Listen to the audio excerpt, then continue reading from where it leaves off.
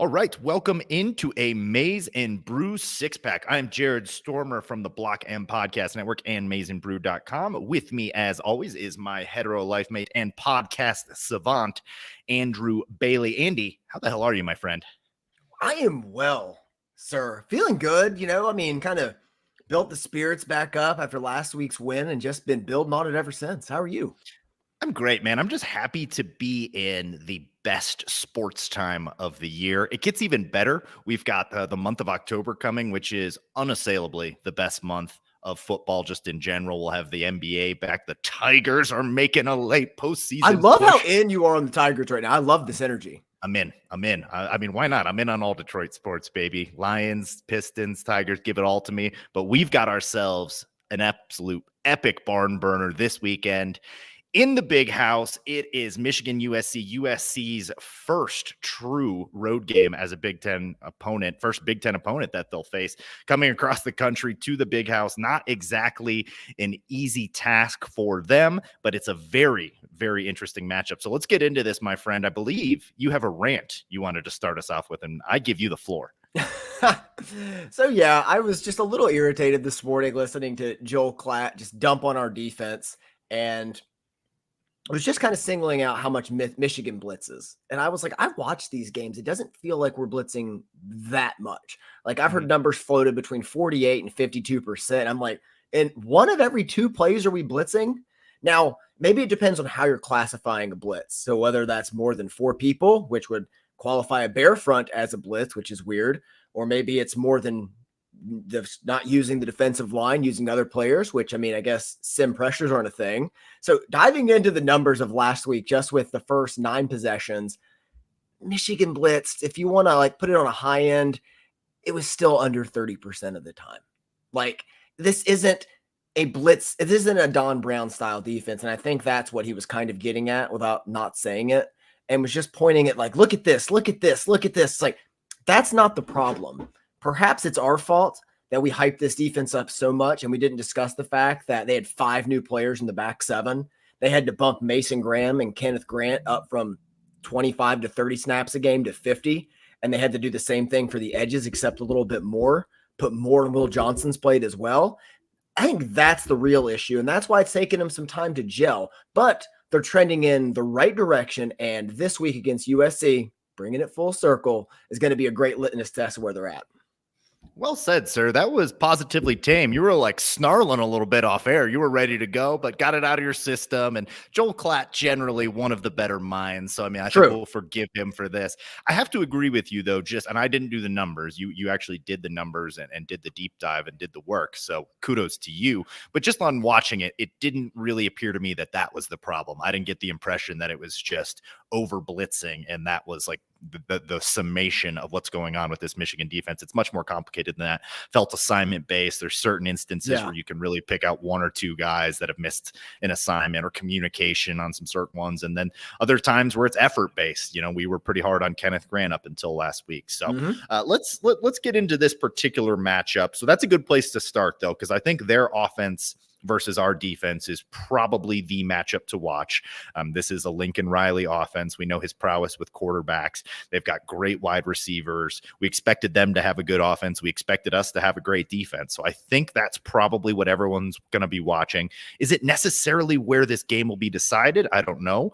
We'll get into that. But what have you seen from this USC offense? They've only played 2 games versus LSU and versus Utah State. But what have you seen so far? What do you think their strengths are?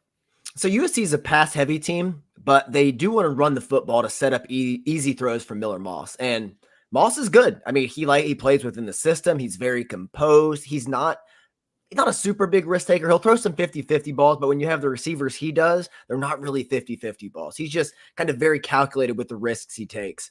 Behind him, Mississippi State transfer running back Woody Marks. That's a name. He is a stud. He's the leading rusher right now. And actually, they have 3 running backs averaging over 4.9 yards per clip. However, against LSU, they only rushed for 69 yards. Nice. At 3 yards a clip. I mean, for comparison, Nicholls State rushed for 150 against LSU and South Carolina for 243. So while you look at their initial numbers, you think they'd be more of a running powerhouse against competition on or near their level. They tend to struggle a little bit, and that kind of backed their offense and slowed it down for a lot of the game. Yeah, Miller Moss on the season, 607 yards, 2 touchdowns, completing at about a 73% clip. Very impressive. I think he's, you mentioned a smart quarterback. I think he's a pretty accurate quarterback. You said there were some 50-50 balls. That could be true. LSU, maybe not also the opponent we thought they were. I've slowly kind of been out the back door selling some of my Brian Kelly stock, like not making big waves about it, but every now and again, I'm like, here, take a little bit of this for Christmas. So like, we'll see exactly how good LSU was. It's possible LSU's closer to the middle of the SEC. And if that's the case, that's a pretty telling performance. And maybe it's not the Heisman worthy performance that some people were billing it as early. Because as of right now, both Ewers and Miller Moss in the Heisman conversation. Heisman conversation in week 3 doesn't really mean much, but they are names that are being thrown around. So, I mean, just goes to show what this defense has to face early on with 2 of the best quarterbacks in the country, like where they are as far as their rankings and how good Miller Moss actually is will be determined. But yeah, pass heavy attack that's been running the ball well. Against us, though, I'm very interested to see how their run blocking translates against a defensive line that is, like you mentioned, trending in the right direction. Yeah, USC's offensive line in the film study, they're big, but I'm not sure how improved they are. Like there's still some issues, some growing pains. As Michigan fans can attest, we're well versed in watching that. So I'm really fascinated to see that battle in the trenches because I feel confident that Michigan can take away the run, but I'm worried about our linebackers against this RPO heavy scheme. Yeah, I would have to agree with you there. I am not concerned about USC running wild on Michigan. Now, they're going to have to run the ball to keep a balanced attack and just keep that backfield somewhat clean for Miller Moss. I'm not sure Miller Moss is quite the scrambler or the guy that can throw on the run like Ewers is. I haven't seen that at least. And he's only 6'1", 205 pounds. So you don't want him taking a ton of hits. Like Kenneth Grant hits you a couple times at that size. You're going to notice it for sure. So we'll see how mobile he is, how he's able to move in the pocket against what I imagine, blitz or not, there's going to be pressure in his face in this game. So they're going to try and stay balanced. But that is one matchup I really feel good about for the Michigan Wolverines is that defensive line's ability to slow down their running attack and make them somewhat one-dimensional. The Miller Moss point, though, that we didn't quite touch on was the receivers. You mentioned it briefly, but their receiver group could be one of the better ones in the country. So like that aspect of it and Michigan secondary against those receivers will also be fascinating. Yeah, tight end Lake McCree, fantastic name, is their leading receiver at the moment. He's really solid. But I think Kyron Ware Hudson is their best natural receiver. I think that'll be Will Johnson's primary assignment in this one. And Zachariah Branch, their kick returner, punt returner specialist, they've been getting him more involved in the offense, will be the most electric player Michigan faces, maybe all season, but at least until Ohio State. These guys just bring a lot to the table to really support their quarterback that we have to keep in mind. This is Miller Moss's first true road game of his career. Very important point. Yeah, absolutely. So like what's going to give here? Something else that I wanted to bring up. We were kind of talking about the Texas game and their ability to move the ball, particularly on third downs. Like that is the down that Michigan has to improve upon. Currently 100th in the country. Not ideal. Third down defense. There's only 132 teams. 134. Excuse me. How dare you? That is well, you can have those extra 12 spots. It is not great. It is not great on third down. So like, what is Miller Moss able to do in your 3rd and 5s, 3rd and 7s? Because I think that they will face a good amount of those. I think Michigan's going to face a good amount of those in this one. So like, what is Miller Moss able to do on 3rd and 7? That's where you got to imagine Lake McCree is going to be the intended target. So like these linebackers, the Nicholls, like they're going to have their hands full in this one. Yeah, they just have to be assignment sound in this game. They just can't be making the same mistakes, the over pursuit, because Lincoln Riley is too smart of a play caller, and he's just going to see those and he's going to try to exploit them early. So like when you're blitzing, know who you have, or when you're rushing, you have to stay in your lane. You just have to be very smart and savvy on defense in this one, just assignment sound. And I think they'll be able to hold their own. Yeah, I agree with you there. Anything else on the USC offense versus the Michigan defense? No, let's flip sides of the ball. Let's flip the sides of the ball. The Michigan offense versus the USC defense. While I think that everyone's showing up to the other matchup, this matchup is actually maybe more intriguing to me just because, like, I have a pretty good idea of what to expect from the Michigan defense. I know I gave that third down number, which isn't great, but I saw enough last week and enough against Texas, knowing like that we got a lot of new bodies in there to give me some confidence. It's on this side of the ball. It's on the offensive side of the ball against the very improved USC defense led by D'Anton Lynn, who comes from the Wink Martindale school. Yep. Mind you, will be running a very similar scheme to what we run at Michigan. I do think that this is an instance where like they have an improving defense and we have a kind of listless offense. So here's a place where they may have an advantage unless a couple things happen, which we'll get into. Yeah, my question for USC is their defense is improved, but by how much? They were better timely than good against LSU, forcing a late interception in that comeback, but they also gave up 421 yards of offense. LSU averaged more yards per carry against USC than they did against Nicholls State or South Carolina. So it's like, I think we're just big picturing it too early with the defense. Be like, oh, they're improved. Write it down, mark it off. And it's like, they could be better, but I still think it's more marginal than people are realizing at the moment. They are improved. I don't really have any issues with that. Who was it, Klatt, that said they were the most improved unit in the country? That's pretty blasphemous. Like, that's out of control. I definitely don't agree with that. I mean, the Nebraska offense, the Tennessee defense, I could, like, just off the top of my head, name some units that are more improved. Also, USC's only played 2 games, and I have no idea how good LSU is. Like I said, I'm selling Brian Kelly stock.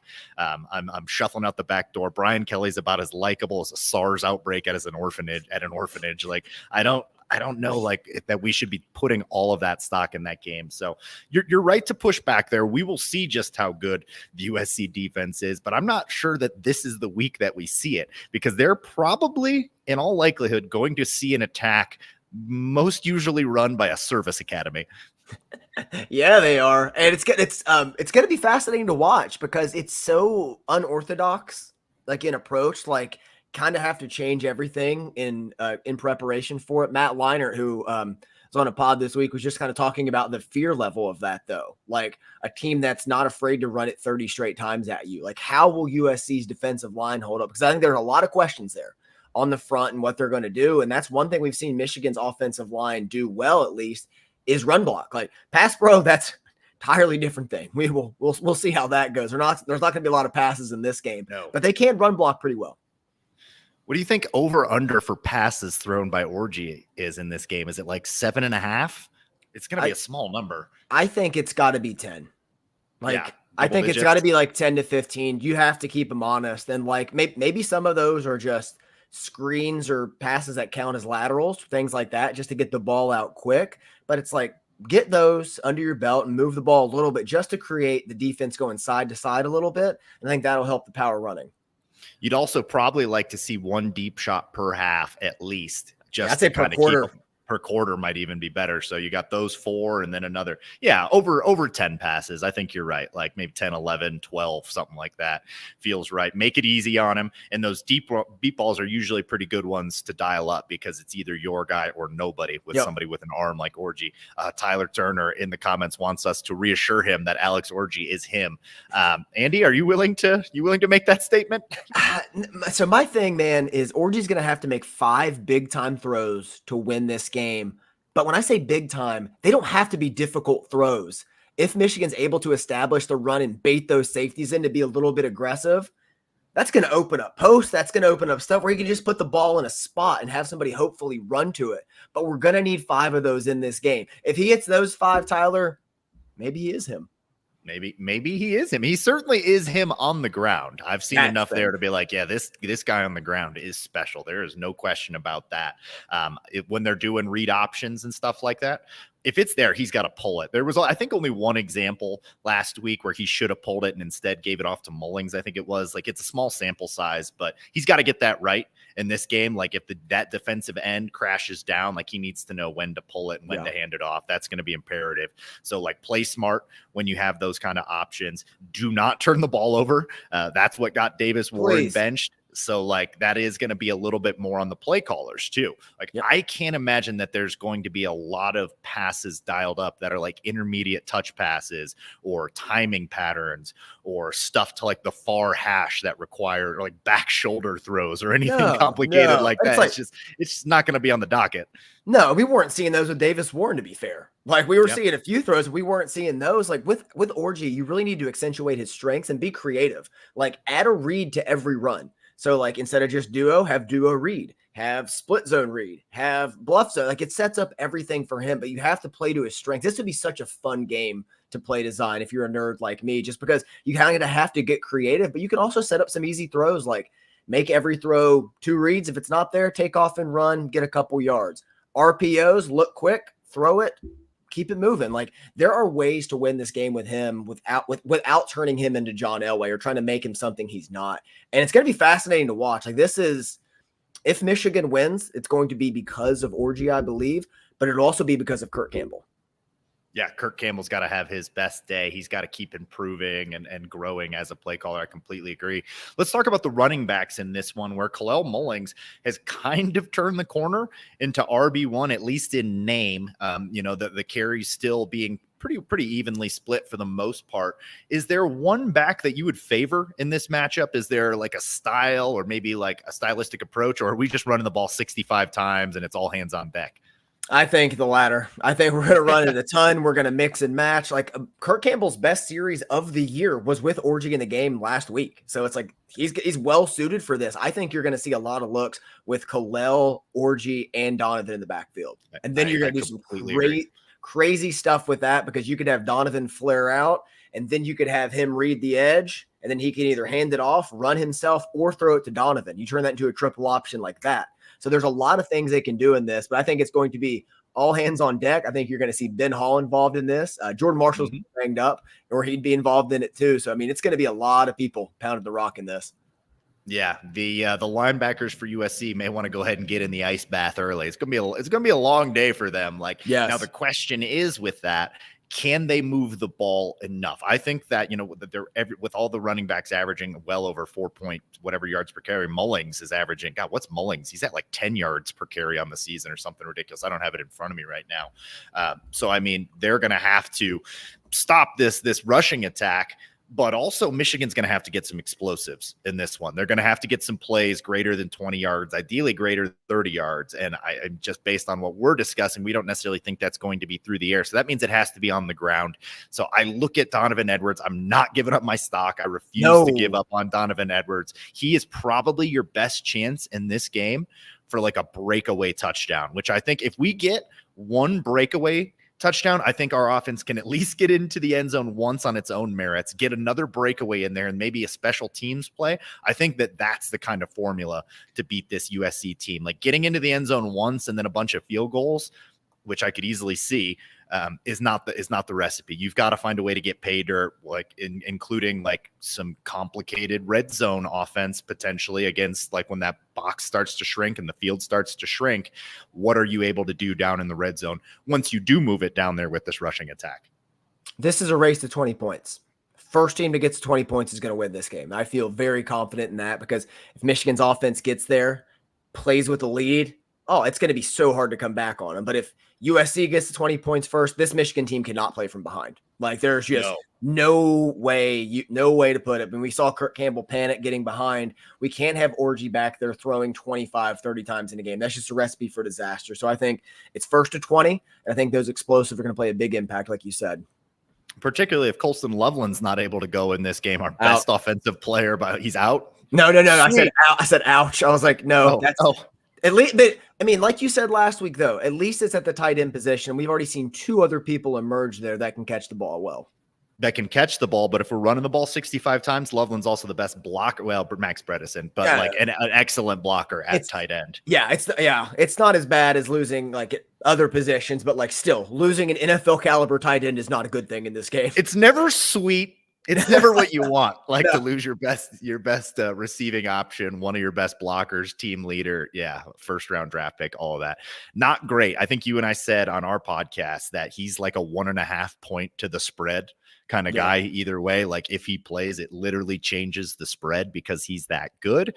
That being said, we're only predicting about 11 to 12 passes. So maybe it matters more that he's not out there as a blocker. Hopefully he can go. And this is a moot point here.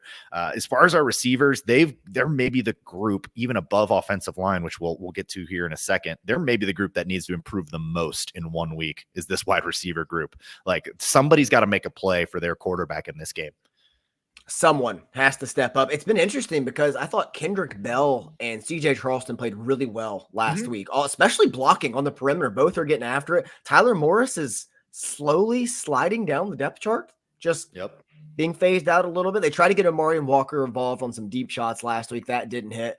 We'll see if they take a swing in this one. Saw Frederick Moore kind of get going a little bit. So at least some options are starting to arise because for a while, I mean, against Texas, damn, that was bleak. I mean, it was Samaj Morgan just doing a little bit at the end of the game, but like throughout, it was just very much a bummer. So glad to see some guys starting to rise up, but we need somebody to take over that number 1 spot because I think you could survey 10 Michigan fans who the best receiver on this team is and possibly get, 7, 8 different answers. It's entirely possible. Like I know that you're still holding out for the Banshee Peyton O'Leary. You might be the one to answer the number 7 there. Getting more run than Tyler Morris right now. That's bizarre, but yeah, somebody's got to step up and make a play for their quarterback, blocking as receivers, blocking downfield. Maybe that's something that could help spring that big one for Donovan or Benjamin Hall or even Mullings. Like Mullings got some giddy up in his step too. So looks a little whoever faster. it is. Yeah, he did. Yeah. CJ Charleston even. I don't care. There's going to be some attempts downfield. 3-4 was kind of the number we were throwing out there. Do the Jalen Milroe approach where, either our guy catches it or nobody does. This thing's going deep down the field. Let's talk about the offensive line, and then we'll get into kind of some confidence rankings and our preview or our predictions and players of the game. Offensive line in this one, I really just think it comes down to, can our run blocking be solid enough throughout the entire game, avoid penalties in order to get into the end zone 3 times. Like I don't think it's that complicated because we're going to be running the ball so often. Honestly, it feeds into the strength of the offensive line because we saw the run blocking improve the last couple weeks. Pass pro is still a work in progress, but like getting all these reps together, run blocking as well. I mean, if we run the ball 40, 50 times in this game, like that is just going to be such a boost moving forward as well. Just like there's no substitute for that kind of experience. So that's a great thing. Like if you put a quarterback that's just going to throw the ball back there, like, you get the balance and everything else. But like in terms of offensive line, like I'm glad we're leaning into that strength at least, instead of just having a complete passing attack to where you got to learn on the fly and we can't run the football at all. Cause that would just spiral out of control. Completely agree. Who do you think we see run out there? Any changes to personnel? For the love of God, can we start Greg Crippen at center? Crippen minutes. Come on now. Please. Like I like with Gentry, he's still not there. He was good as the extra offensive lineman. Like, I'm sorry, we still have to deal with some Evan Link reps. But like as a run blocker, not that bad. Not that bad. Pass from you. But Crippen, please, just give us a leader out there. Just let's stop the Dom Gadis thing. It's not going to happen. Yeah, I could not believe when he said, actually, Gadis graded out better. And I was like, what's your scale? I'm going to bash my head through. If he grades out better and he started all 3 games, why are we still having the competition then? Yeah, right. And then why did we put Crippen in? And Crippen, like, I mean, I don't know if Crippen individually did better. I couldn't tell the hand placement and like the timing. Yeah, couldn't get the binoculars out. But I mean, great reference. I think he just brings the experience, the communication, the leadership that you kind of need, that glue to bring the guys together. And I just like the reps he's seen there instead of a converted defensive lineman. Have to agree with you there. But in general, offensive line needs to improve. But the run blocking, like as we've said, has been, I don't know if it's there, but it's been close. It's been really close to excellent, or really close to great. I don't know about excellent. I don't know what my scale is either. I'm kind of just excellent, great. It's somewhere in there. I don't know. I'm just making this up as I go.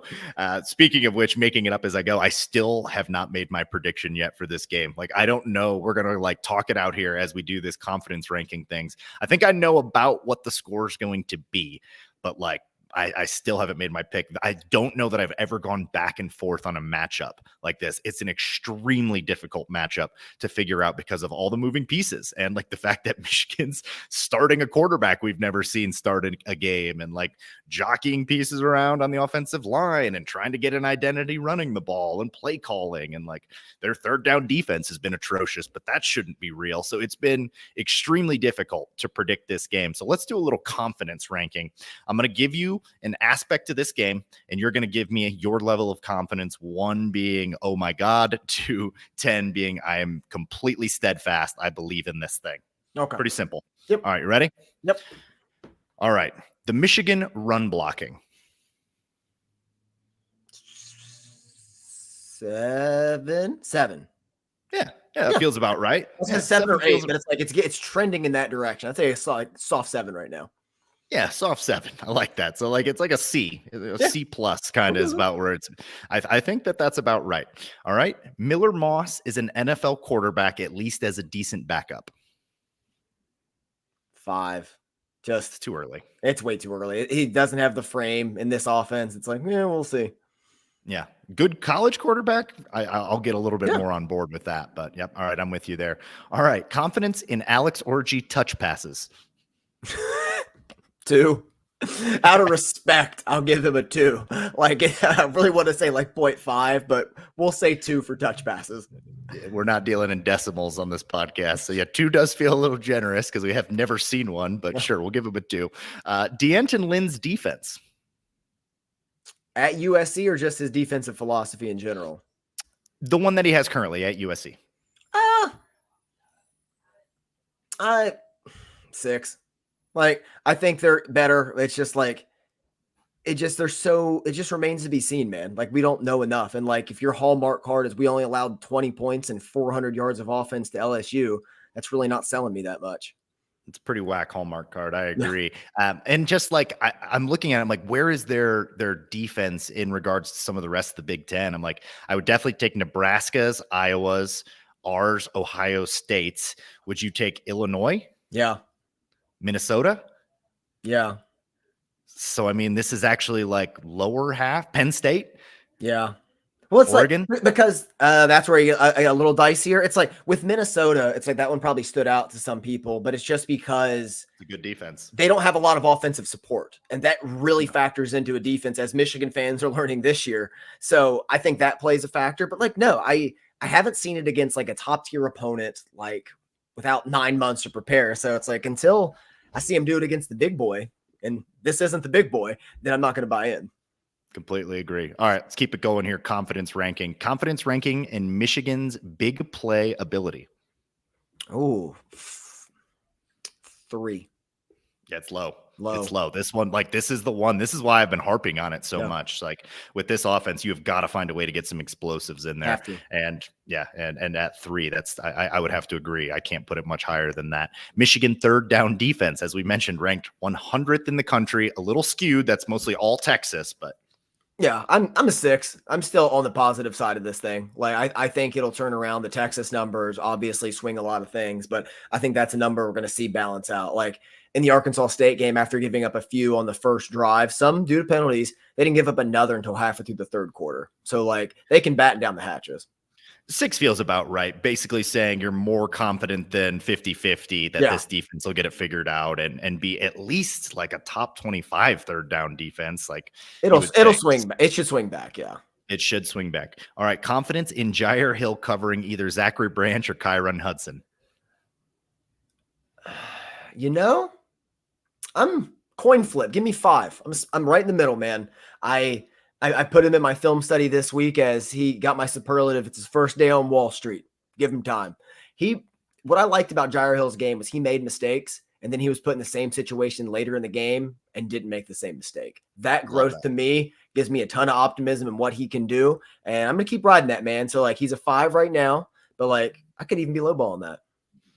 I like Jair Hill. I've made no bones about it. And like, you've got the skill that you need to have to start out in the cornerback position. That's be able to stick to your man. A lot of the things that he needs to learn are between the ears. Like to see him be a little bit more willing of a tackler. But there have been some instances where it's not like he's averse to tackling.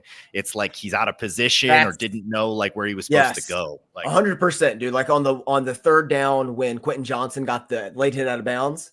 If Jair Hill sets that edge, that play dies. But like he let the guy get around him. So they tried the same action in the second half. And what Jair Hill do? He set that edge perfectly and it was gain of 3. Like that's the stuff. And you nailed it. Glad to hear you coming back aboard, baby. That's one of my guys. All right, let's keep it pushing. Your confidence in the Michigan offense on 3rd and 5 or longer against USC. 3rd and 5 or longer. Oh God. 3. It's just that you can't be there. You got to be 3rd and 5 or less. Like 3rd and long is going to be a death sentence. Yeah, even 3rd and 5, because I mean, like we said, we got these Michigan backs that are averaging about 5 yards per carry, but then that the run is coming, makes it a lot easier. And for the most part, USC is probably just going to assume the run is coming every single time in this game. That would probably be a pretty safe way to play this game. But yeah, on 3rd down, I think that's in particular. 3rd downs in general in this game, massive, massive, massive, massive. Last one, USC's ability to run the ball on Michigan. Let's end with a positive. Oh, you knew this was setting me up. 2. Like the 69 yards against LSU wasn't inspiring. I think this Michigan front's going to be out to make a statement after kind of getting handled against Texas. And I think the Kenneth Grant reemergence is welcomed at this time. Not to mention Ike Iwana, who played a hell of a game last week. Like on rewatch, he is all over the place. So now you have Rayshon Benny, and Inoeta kind of get in the mix. So you're building that depth. And like I said at the top, this is a defense I think is going to get better throughout the year while they have some growing pains. So I think they're going to stifle this run, man.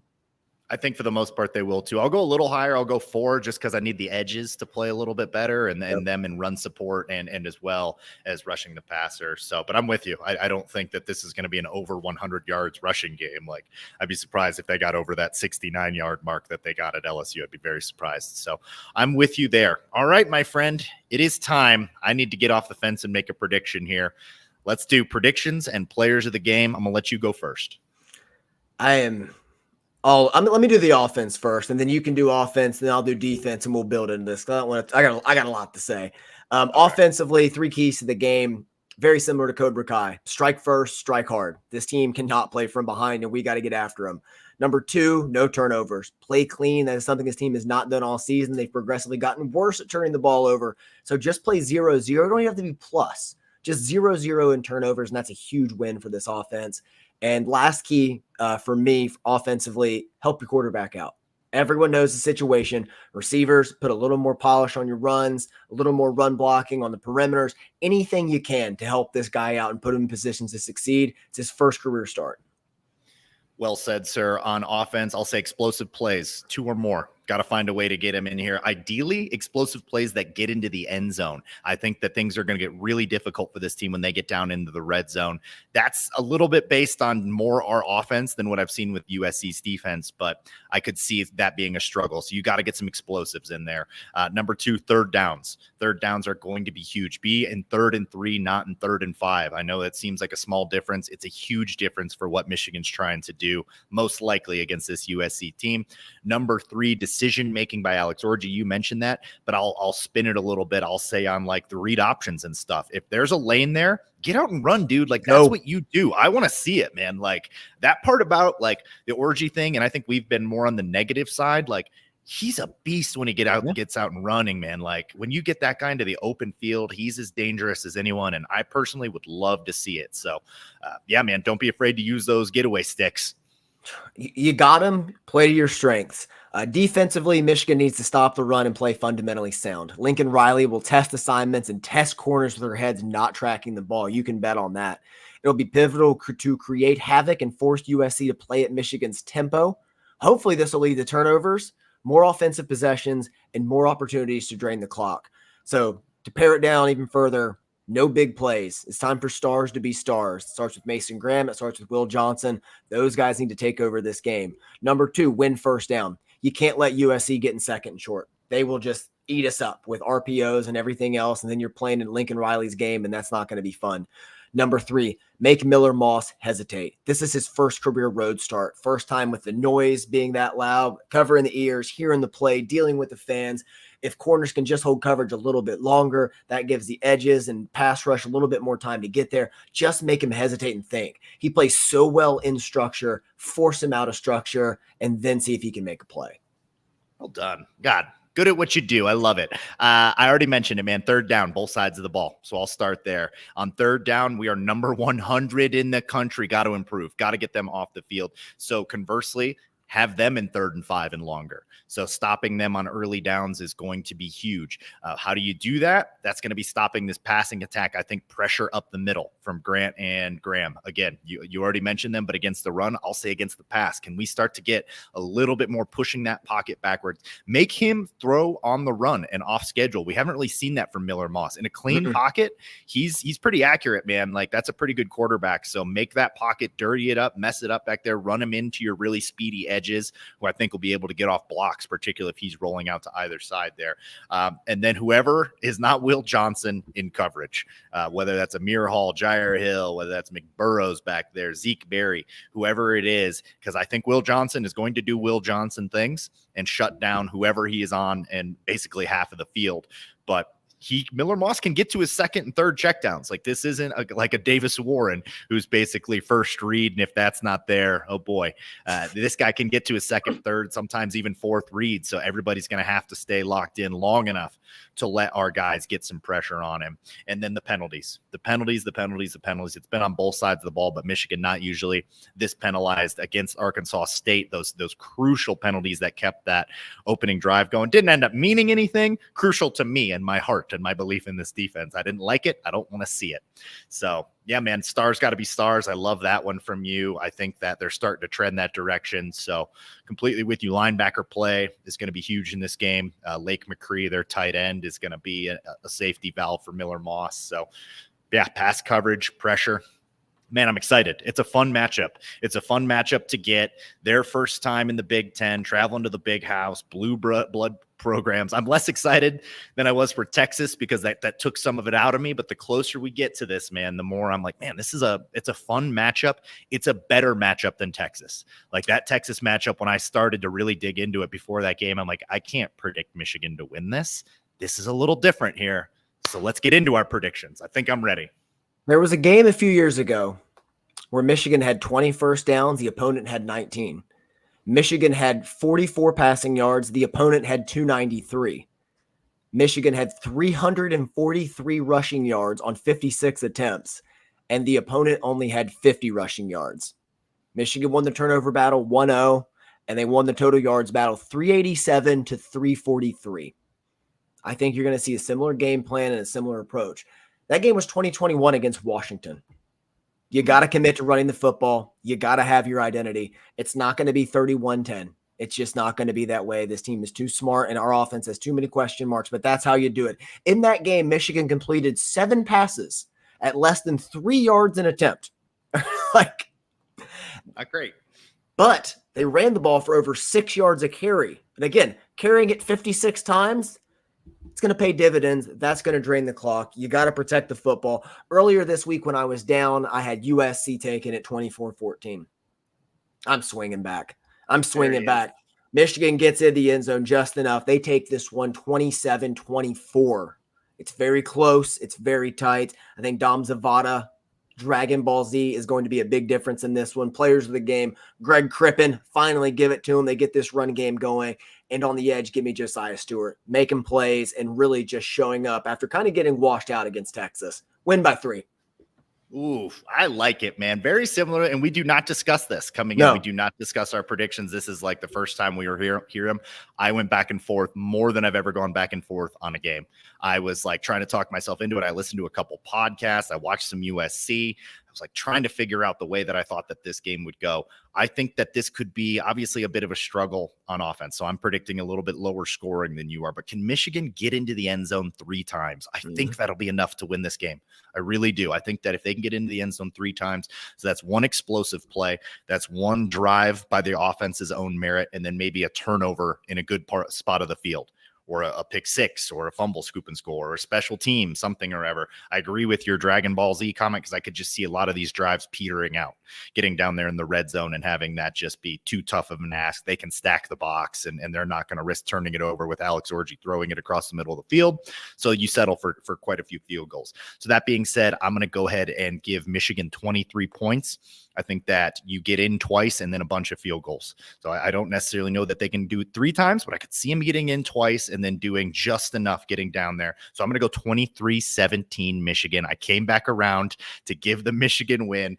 And like, this is a tough one. I think it is going to be a really close game. It's a fascinating matchup with where Michigan is at and where USC is at. USC is no doubt the more balanced team, but the Michigan team has the far superior defense and a higher upside running the ball. We just haven't seen it yet. So I think you're going to see a stylistic change. Like, what are we saying the over-under on rushing attempts is in this game? 50? I think 55, 45. It's going to be high. And like, to everything, man, I tend to pick games, in favor of Michigan because that's why we're here, but also by the team that's going to win in the trenches. And the more I looked at USC and the more I watched, I'm like, I think we have the advantage on both sides. And that's what leaned me that way. So kind of flipped it throughout the week. When in doubt, go with the trenches. Now they have the far superior quarterback. So that's like what really had me thinking about, like, we don't even have a quarterback and they have one that's maybe an NFL backup, or if nothing else, an extremely good Big Ten quarterback. We don't have that, but also 6'1", 200 pounds, like, hit this guy. Hit him, make life difficult on him. And like, we'll see what he actually is. Cause as of right now, we just don't know. We don't really know what this Michigan team is yet, but after this game, I think we're going to know everything we need to know. This will be an elucidating experience. A lot of numbers that you and I have been throwing out both to each other and on this podcast. I think we'll know what those really mean. Like, is this really the number 100 third down defense in the country? I don't believe it. I don't believe that that's accurate. So things are going to really start to play out, and we'll pretty much know what to expect for the rest of the season too. Because if Michigan loses this, like, it's not season over, but I think it might be playoffs over. Yeah, I think so too. I think the playoffs are on the line in this game. And if you lose, that you're looking at 8-4 at the best. And I think if you win, I don't know if I could cap it, because you talk about them continuing to get better. It's like you see 11, 10 wins. So a lot can change after this weekend. So I think they're going to have to play like that too. Huge game kicking off. This is an afternoon kick, right? Which 3:30. Better. Yeah, 3:30, better than night. So, but it does kind of like chew up the middle of your day, though. I'm not going to lie. Yeah. And I was happy last week, at least with the Arkansas State game. We had that baby wrapped up kind of early for a football game. Like, it was kind of nice. Like, there were some games on last week that lasted like 4 hours. I was like, this is not it, guys. This is not it. Yeah.